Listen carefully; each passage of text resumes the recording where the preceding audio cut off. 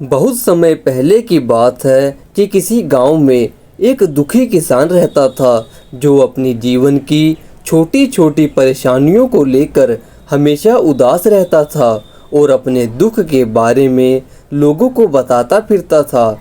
एक दिन उसे किसी ने यह सलाह दी कि तुम गौतम बुद्ध के पास चले जाओ, वे तुम्हारी सभी समस्याओं का कोई न कोई हल जरूर निकालेंगे। उस व्यक्ति की बात सुनते ही दूसरे दिन वह महात्मा बुद्ध के पास पहुंच गया। गौतम बुद्ध के पास पहुंचकर उसने प्रणाम करते हुए उनसे बताया कि मैं एक किसान हूं और मैं खेती करके अपना जीवन यापन करता हूं। मैं यहाँ अपनी समस्याओं का समाधान लेने के लिए यहाँ पर आया हूँ। दरअसल कई बार हमारी फसल अच्छी होती है तो कभी बिल्कुल भी अच्छी नहीं होती। इससे मैं बहुत ज़्यादा परेशान हो जाता हूँ। इतना कहने के बाद किसान ने आगे कहा कि मेरी पत्नी है और वो मुझसे बहुत प्रेम करती है, पर कभी कभी वो मुझे बहुत परेशान भी करती है। उससे मैं तो तंग आ गया हूँ और कभी कभी लगता है कि अगर वो मेरे जीवन में नहीं आती तो मैं कितने अच्छे से और सुकून से रहा करता। इस तरह वह अपनी सारी परेशानियां महात्मा बुद्ध को सुनाता रहा और वो उसकी बातें सुनते रहे। जब तक किसान बात कर रहा था तब तक गौतम बुद्ध एक शब्द भी नहीं बोले। वे बस ध्यान से किसान की सभी बातों को सुन रहे थे। परेशानी बताते हुए किसान बोलता है कि मेरा एक बच्चा भी है जो कि मेरी बात बिल्कुल नहीं मानता और उससे ऐसे व्यवहार से मुझे लगता है कि वह मेरे हमेशा खिलाफ रहता है। ऐसा कहते हुए किसान अपनी सारी परेशानी को बताता गया। इस तरह किसान ने अपने जीवन का सब कुछ जो उसे सताता था और दुखी करता था वह गौतम बुद्ध को बता देता है। अब किसान के पास उन्हें बताने के लिए कुछ भी नहीं बचा और उसका मन अब काफ़ी हल्का हो गया।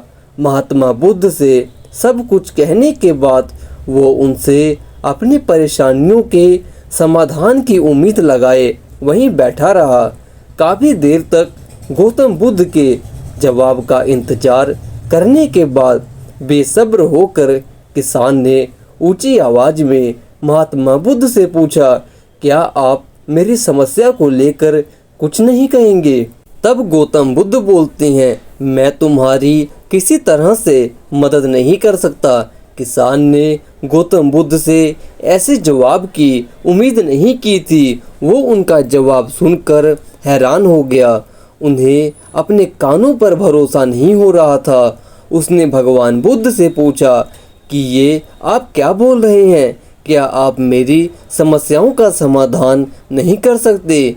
मैंने सुना है कि आप सभी की समस्याओं का समाधान करते हैं, तो मेरी समस्याओं का आप समाधान क्यों नहीं करेंगे? महात्मा बुद्ध इस बात पर किसान से कहते हैं, आपके जीवन में जितनी कठिनाइयां हैं उतनी हर किसी के जीवन में हमेशा होती हैं और सबको अपनी छोटी समस्या भी बड़ी लगती है। आपके जीवन में कोई ऐसी समस्या नहीं है जो दूसरों को ना हो।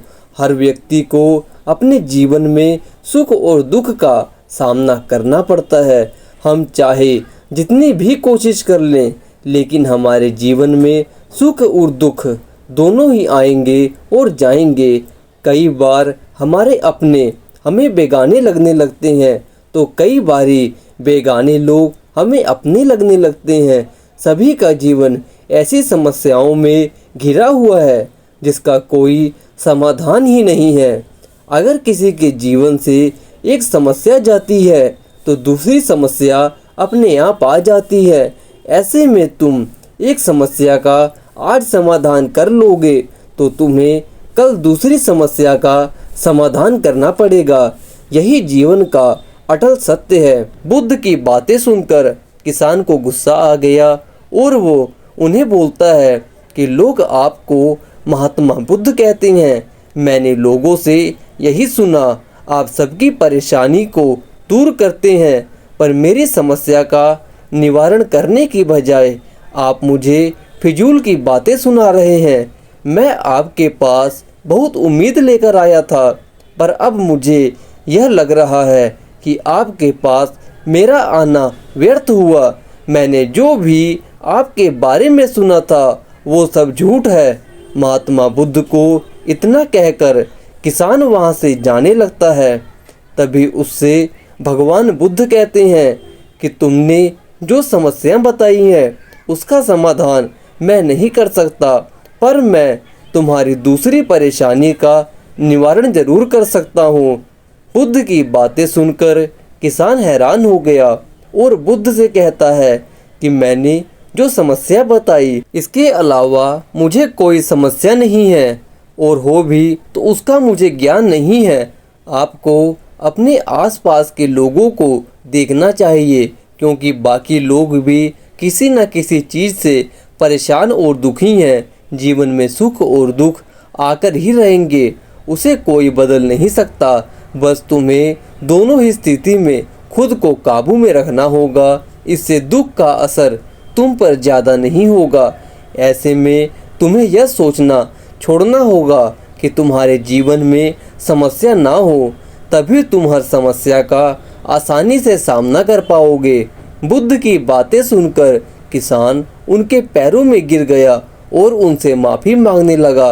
वो समझ चुका था कि महात्मा बुद्ध उससे कहना क्या चाह रहे थे। इस कहानी से हमें यही सीखने को मिलता है कि हमें अपनी छोटी छोटी परेशानियों के लिए किसी से शिकायत नहीं करनी चाहिए, बल्कि उन